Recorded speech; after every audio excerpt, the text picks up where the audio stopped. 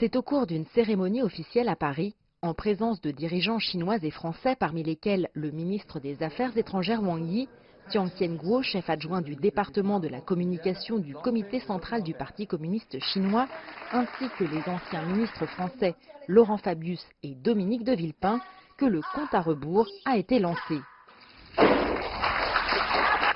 À l'origine du projet, un livre offert par Emmanuel Macron à Xi Jinping lors de la visite du président chinois en France en mars 2019.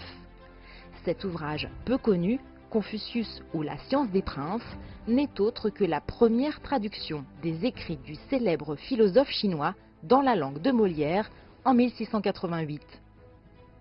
Nous avons choisi de réaliser un documentaire sur la première traduction en français des Analectes de Confucius, parce que ce livre, qui a été offert en cadeau par le président Macron au président Xi Jinping, porte une valeur historique et une signification pratique précieuse, qui sont elles-mêmes un témoignage des relations franco-chinoises de la nouvelle ère.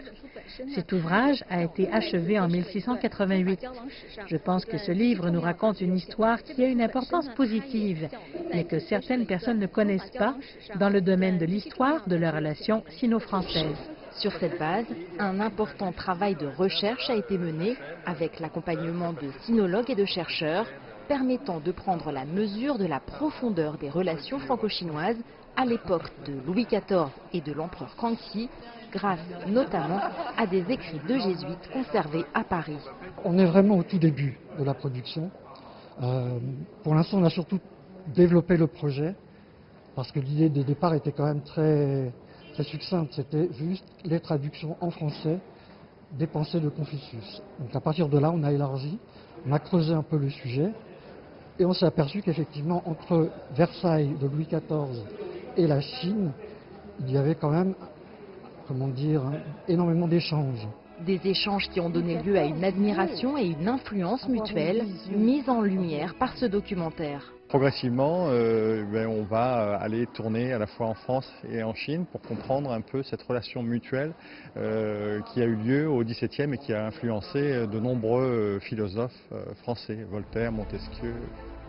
Côté français, la coproduction avec CGTN aura comme destination 2 chaînes de télévision, dont Toute l'Histoire, chaîne thématique dédiée à l'histoire. Je pense que c'est un sujet qui n'a jamais été abordé, que l'histoire de la Chine et de la France est très forte depuis de nombreux siècles et que ça va être l'occasion de redécouvrir ce lien et de redécouvrir ce lien aussi culturel. Attendu pour la fin 2020 sur les chaînes françaises et chinoises, Versailles et la Chine permettra au public des 2 pays d'améliorer leur compréhension mutuelle et ainsi de renforcer leurs liens pour l'avenir. Je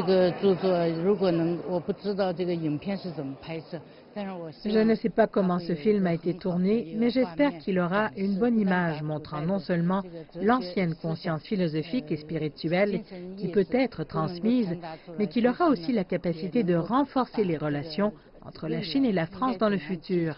Je pense que c'est très bien.